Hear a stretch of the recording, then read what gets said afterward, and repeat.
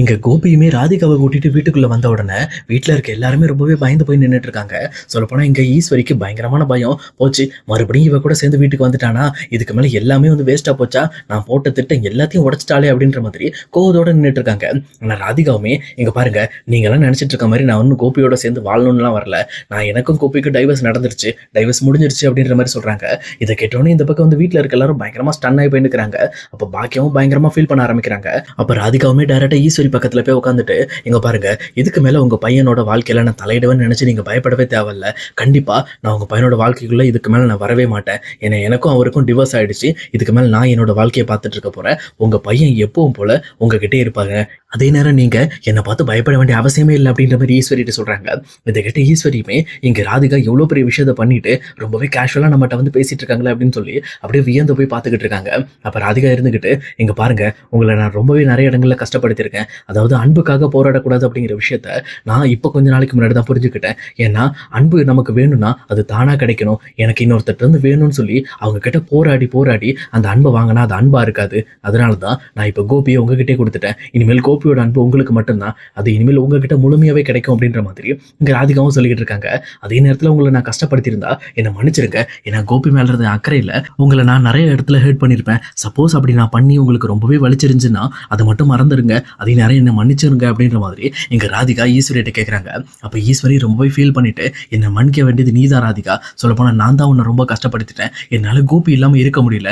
எப்போவுமே வந்து கோபி உன் கூட இருந்தாலும் நல்லா இருப்பான் அப்படிங்கிற எண்ணம் எனக்குள்ளே இருந்தாலும், ஆனால் என் பையனை நீ சரியாக பார்த்துக்கலையோ, என் பையன் என் கூட இருந்தால் தான் சரியாக இருப்போம் அப்படின்ற மாதிரி எண்ணத்தை நான் எப்போவுமே மனசுக்குள்ளே வச்சுக்கிட்டு கோபி எப்படியாவது உங்ககிட்ட இருந்து பிரித்து இங்கே பாக்கிய கிட்ட சேர்க்கணும், அப்படி இல்லைன்னா அவன் என் கூட இருக்கணும் அப்படின்ற மாதிரி நானும் வந்து அவனோட நல்லதை பற்றி யோசிச்சு உன்னை நான் மறந்துட்டேன், நான் தான் உன்னை ரொம்ப ஹர்ட் பண்ணிட்டேன் அப்படின்ற மாதிரி இங்கே ஈஸ்வரியும் அழுதுகிட்டு இருக்காங்க. அப்போ கரெக்டாக இங்கே ராதிகா இருந்துக்கிட்டு, நீங்கள் அப்படிலாம் கேட்க தேவையில்ல, இதுக்கு மேலே நீங்கள் கவலையே பட வேண்டாம், உங்கள் பையன் உங்கள் கூட மட்டும் தான் இருப்பார், நீங்கள் இப்போ ஃப்ரீயாக விடுங்க அப்படின்ற மாதிரி அந்த விஷயத்தை அப்படியே இக்னோர் பண்ணுறாங்க.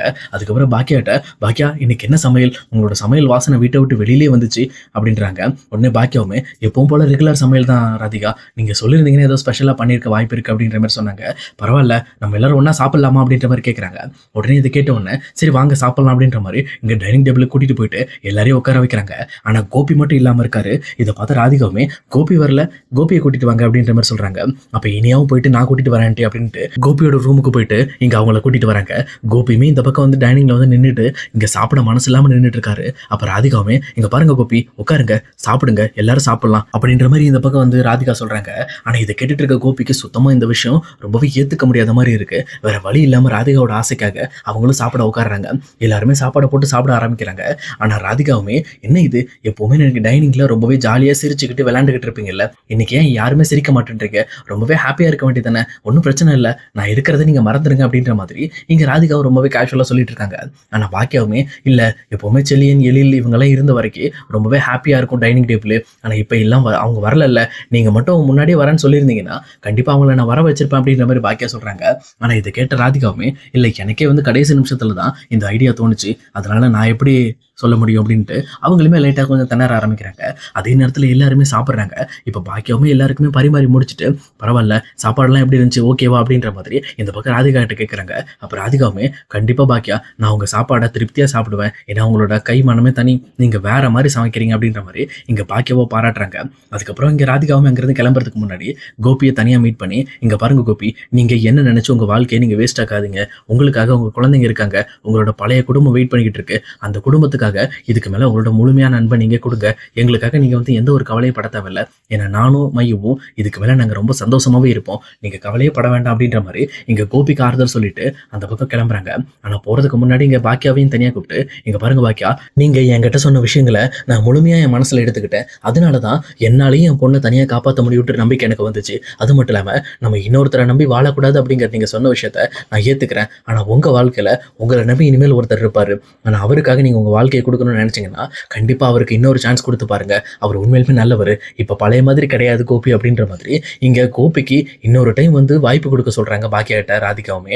ஆனா இதை கேட்டுட்டு இருக்க பாக்கியாவுமே, பார்க்கலாம் ராதிகா, சொல்ல போனா எனக்கு எந்த ஒரு விருப்பமும் கிடையாது, என் மனசே இப்ப ரொம்ப வெறுத்து இருக்கு, ஏன்னா என்னோட ரொம்ப பெஸ்ட் ஃப்ரெண்டான நீங்க இப்ப என்னை விட்டு ரொம்ப தூரம் பிரிஞ்சு போறீங்க, எனக்கு உங்களோட பிரிவே ரொம்ப பெருசா இருக்க போது, அந்த விஷயத்த நான் எப்படி கடந்து வர போறேன்னு தெரியல அப்படின்ற மாதிரி இங்க பாக்கியா பயங்கரமா ராதிகா பிரிஞ்சு போறதை நினைச்சு ஃபீல் பண்ண ஆரம்பிக்கிறாங்க.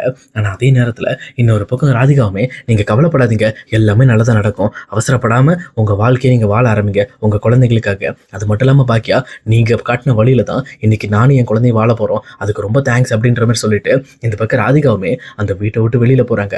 ஆனால் இதை பார்த்துட்டு இருக்கிற பாக்கியா, கோபி, ஈஸ்வரி, அதே நேரம் இனியா, இவங்க யாராலையுமே இந்த விஷயத்தை ஏற்றுக்கவே முடியல. ராதிகாவை நம்ம இவ்வளோ நாள் எவ்வளோ கஷ்டப்படுத்திருப்போம், ஆனால் அவங்க எந்த அளவுக்கு நல்லவங்களா இருந்தா இந்த மாதிரி தன்னோட அப்பாவை தாங்கிட்டே ஒப்படைச்சிட்டு போயிட்டாங்களே அப்படின்னு சொல்லிட்டு ஒரு பக்கம் இனியாவும், இன்னொரு பக்கம் ராதிகா இந்த மாதிரி தன்னோட குடும்பத்துக்காக அவளோட குடும்பத்தை விட்டு கொடுத்து அவளுக்காக சொல்ல போனா இப்படி ஒரு முடிவு எடுத்திருக்காளே அப்படின்ற மாதிரி அவங்க ஒரு பக்கம் யோசிச்சுட்டு இருக்காரு கோபியுமே. இன்னொரு பக்கம் ஈஸ்வரி வேற, நான் அந்த ராதிகாவை எவ்வளவு கஷ்டப்படுத்திருக்கேன், எவ்வளவு அந்த இடத்துல அவளை திட்டி அவளையும் அவன் பொண்ணையும் அவமானப்படுத்திருக்கேன், ஆனா அது எதையுமே மனசுல வச்சுக்காம என் பையனை எனக்கே கிஃப்டா கொடுத்துட்டு போயிருக்காளே, அவளுக்கு எவ்வளவு பெரிய மனசுன்னு சொல்லி இவங்க எல்லாருமே ஒரு பக்கம் யோசிச்சுக்கிட்டு இருக்காங்க. இந்த பக்கம் பாக்கியாவுக்கும் பயங்கரமான வருத்தம் தான். இது எல்லாமே பார்த்துட்டு இங்க ராதிகாவும் அந்த வீட்டை விட்டு கிளம்பிடுறாங்க. அப்ப வீட்டுக்குள்ள இருக்க யாருக்குமே நிம்மதியா இருக்க முடியல. அவங்களுமே ரொம்ப சேடோட என்ன பண்றதுன்னே தெரியாம அப்படி விழி பிதுங்கி போய் நின்றுட்டு இருக்காங்க. அப்ப கோபியுமே இந்த பக்கம் வந்து சோஃபால வந்து ரொம்பவே சோகத்தோட உட்காந்துட்டு இருக்காரு. இதை பார்த்துட்டு இருக்க ஈஸ்வரியுமே, சரி விடுப்பா, அவ தான் உன்னை விட்டுட்டு போயிட்டால, இதுக்கு மேல உன்னோட வாழ்க்கையை நீ நல்லபடி வாழ ஆரம்பிக்கணும்ப்பா, நம்ம குடும்பத்தோட சேர்ந்து நம்ம வாழணும் அப்படின்ற மாதிரி இங்க கோபிக்கு ஆறுதல் சொல்லிட்டு இருக்காங்க.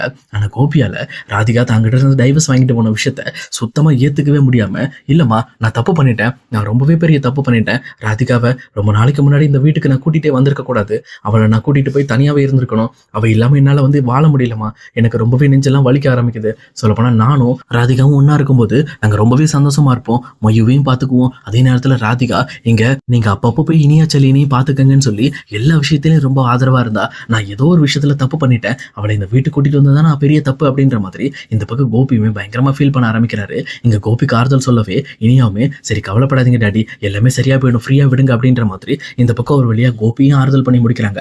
இன்னொரு பக்கம் பாக்கியாவுமே, சரி விடுங்க எல்லாரும் ஃப்ரீயா விடுங்க, இன்னைக்கு போய் ரெஸ்ட் எடுங்க, நாளைக்கு பேசிக்கலாம் அப்படின்ற மாதிரி எல்லாரையும் அவங்க ரூம் காமிச்சு வச்சிருக்காங்க. அதே நேரத்தில் இங்க ரூமுக்கு போன இனியாவுமே மறுபடியுமே அவங்களோட பாய் ஃப்ரெண்டுக்கு கால் பண்ண ஆரம்பிக்கிறாங்க. கால் பண்ணது மட்டும் இல்லாம ரொம்பவே சோகத்தோட இந்த பக்கம் அவங்க கிட்ட நடந்த விஷயத்தை பத்தி எல்லாத்தையுமே ஷேர் பண்ணிக்கிட்டு இருக்காங்க.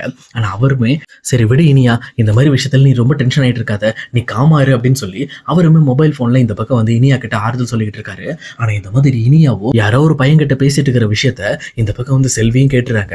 கேட்டது மட்டும் இல்லாம இந்த விஷயத்தை பற்றி முதல்ல அக்காட்ட பேசணும், என்ன இது இனியா பாப்பா பண்ற விஷயம் எதுவும் சரியில்லையே அப்படின்ற மாதிரி அவங்களும் டைரக்டா பாக்கியாட்ட போயிட்டு, பாக்கியாக்கா உங்ககிட்ட ஒரு விஷயம் சொல்லணும்க்கா, இந்த மாதிரி இனியா பாப்பா யாரோ ஒரு பையன் கிட்ட ஃபோன் பண்ணி அழுதுகிட்டே பேசுதுக்கா, ஒருவேளை இங்க அப்பா பிரிஞ்சு போனதை நினைச்சு அந்த பையன் கிட்ட ஆறுதல் எடுத்துன்னு நினைக்கிறேன், ஒருவேளை அது இனியாவோட பாய் ஃப்ரெண்டா இருக்குமோ அப்படின்ற மாதிரி இங்க செல்வியுமே சொல்றாங்க. ஆனா இதை கேட்ட பாக்கியாவுமே, எங்க பார் செல்வி, உனக்கு தெரிஞ்சதெல்லாம் பேசிட்டு இருக்காத, இந்த மாதிரிலாம் இனியா பண்ண மாட்டா, அவளாம் நல்ல பொண்ணு, இந்த விஷயத்துல அவள் ரொம்பவே கேர்ஃபுல்லா இருப்பா, அவளுக்கு தான் பாடம் கற்றுக் கொடுக்கறதுக்குன்னே நம்ம வீட்டில் இவ்வளோ பெரிய விஷயம்லாம் நடந்துட்டு இருக்குல்ல, அப்புறம் ஏன் அவள் போய் தேவையில்லாம லவ்வுக்குன்னு போய் மாட்டிக்க போறா, அவெல்லாம் அப்படி பண்ண மாட்டா, அவள் ரொம்பவே நல்ல பொண்ணு அப்படின்ற மாதிரி எங்க பாக்கியாவுமே இனியாவுக்கு பயங்கரமான சப்போர்ட் கொடுத்துட்டு இருக்காங்க. ஆனா இனியா உண்மையிலுமே ஒரு பையனை லவ் பண்ணிட்டு இருக்காங்க அப்படிங்கிற விஷயம் எங்க வீட்டுக்கு தெரிய வர்றப்போ சொல்லப்போனா ஒரு பயங்கரமான குண்டே வெடிக்க போகுது. அது என்னதான் நடக்க போகுது அப்படிங்கிறத இனி வரப்போற எபிசோட்ல கண்டிப்பா நம்ம பார்க்கலாம் guys.